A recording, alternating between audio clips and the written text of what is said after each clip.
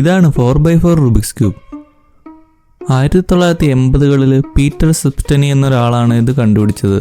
ഇതിൻ്റെ ആദ്യത്തെ പേര് സെപ്സ്റ്റനി ക്യൂബ് എന്ന് ഇടാനായിരുന്നു പ്ലാൻ. പക്ഷേ അവസാനത്തെ മിനിറ്റിലാണ് മാർക്കറ്റ് പിടിക്കാനായിട്ട് റുബിക്സ് റിവെഞ്ച് എന്നതിന് പേരിടുന്നത്.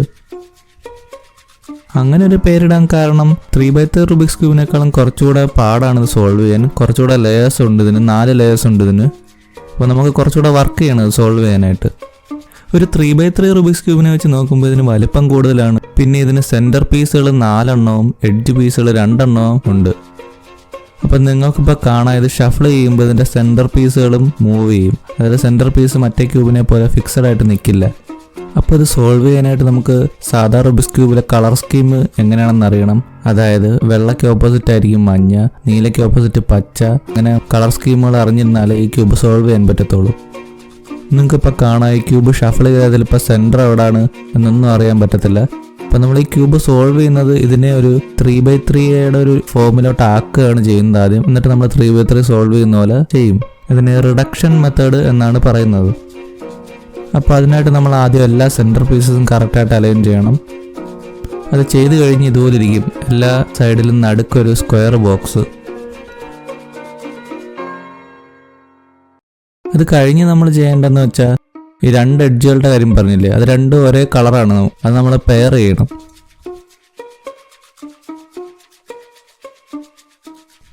അങ്ങനെ ഈ ക്യൂബ് മൊത്തത്തിൽ എല്ലാ എഡ്ജുകളെയും നമ്മൾ പെയർ ചെയ്യണം. അപ്പോൾ ഏകദേശം ഇതുപോലെ ഇരിക്കും.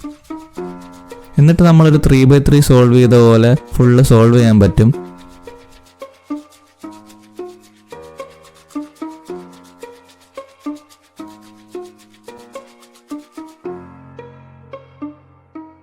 പിന്നെ ലാസ്റ്റ് ലെയർ ആകുമ്പം ഇതുപോലത്തെ ചില സ്പെഷ്യൽ കേസുകൾ വരും. അതിനെ പാരിറ്റി എറർ എന്നാണ് പറയുന്നത്. അതായത് 3x3 വരാത്ത 2-3 കേസുകൾ ഇതിൽ വരും.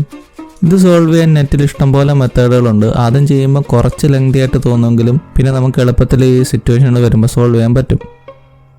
അപ്പോൾ ഇത്രയാണ് റുബിക്സ് റിവെഞ്ച് എന്ന 4x4ൻ്റെ വിശേഷങ്ങൾ. ഈ വീഡിയോ ഇഷ്ടമായെങ്കിൽ ലൈക്ക് ചെയ്യുക, ചാനൽ സബ്സ്ക്രൈബ് ചെയ്യുക. Thank you for watching. Eastern Europe, the studio of a famous puzzle inventor. So they want a puzzle that's harder than the original Rubik's Cube. Well, here's one they'll call Rubik's Revenge. This revenge is a masterpiece. Just being able to solve one side will be a real challenge. 2 sides are almost impossible. And all 6 will be the ultimate revenge. Rubik's Revenge, sent to you with love from Ideal.